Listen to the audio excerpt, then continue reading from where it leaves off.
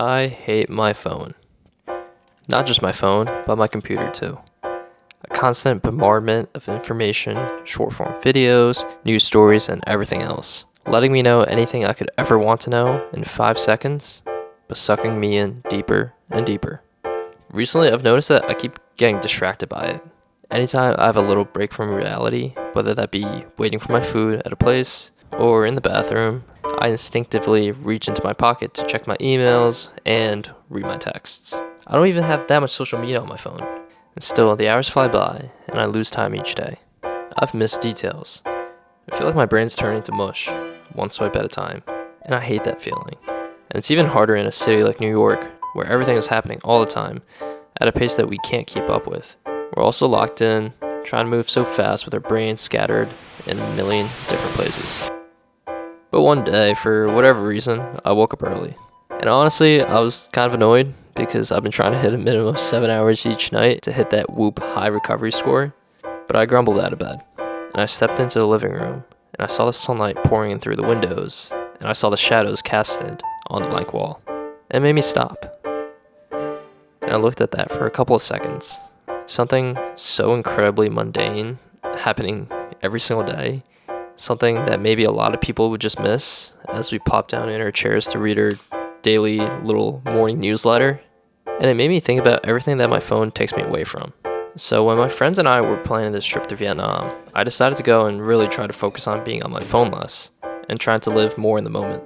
Change of scenery, change in attitude. I also figured it would probably benefit me to do so, considering I've been wanting to go for years, and I wanted to see everything to the full extent. And I went. From the start, I tried really hard. But every time we sat down to eat, my phone weighed down my pockets, and I felt my mind telling me to reach in. And why not?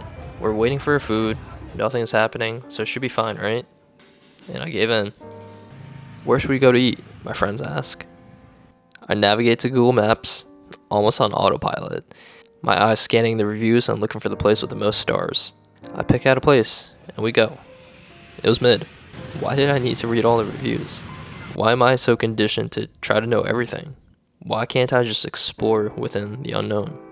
I left Ho Chi Minh City with a sense of guilt and failure. We got to Hoi An in the morning. It was a totally different vibe from Ho Chi Minh City. It was quieter, less chaotic, and incredibly picturesque.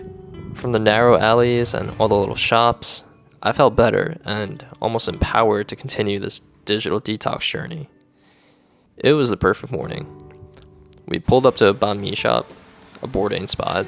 We got there before the lines formed and grabbed a seat and proceeded to have the best banh mi of our lives, along with a mango smoothie. Just thinking about it while I was writing this script made me hungry. We housed the sandwiches and then found a random coffee shop, not off of reviews or anything, for daily coffee, a cafe swada. There, we sat for hours, talking about important and not important stuff. I didn't think about my phone once. It truly was the perfect morning. We also ended up getting pizza, don't ask, it was pretty good. And day by day, as we went from the pretty lights of Hoi An to the bustling streets of Hanoi, I kept fighting against that instinct, purposefully folding my hands on the restaurant table and forcing myself to look at the scenery, to notice the smoke coming from the kitchen, to observe everyone eating around me. And it was nice. Vietnam made it easy to be present.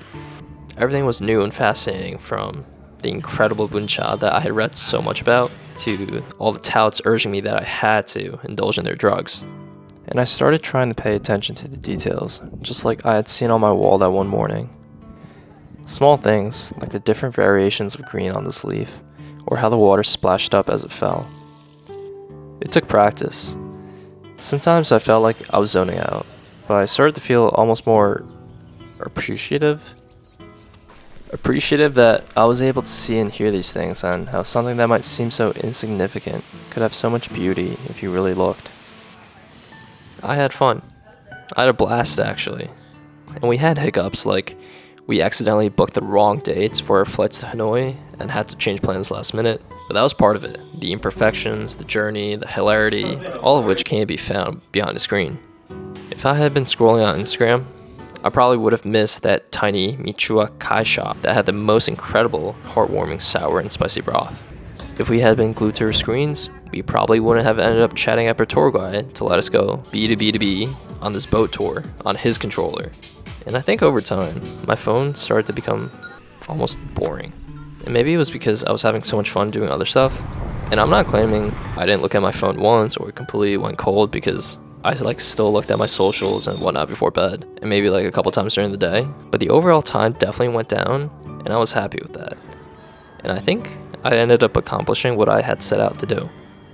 I think the moment I'll probably look back to the most from these 2 weeks is when my friends and I sat down in the middle of nowhere outside the city of Hoi An, looking over at the wind rippling through the rice fields as the sun went down, sharing a moment of togetherness through silence, and appreciating the slow scenery and truly experiencing life as it floated on by just like the breeze. Okay, it's been about a month since I came back. And how do I feel now? Honestly, I still spend a decent amount of time on my phone. There have been days where I've rotted in bed watching I don't even know what. But I think overall, trying to be more aware of the details that happen in my day-to-day. And I've set time limits, I've turned off irrelevant notifications, and to me, that's progress. So let's celebrate that. Slow down and be more present. Life's more colorful that way.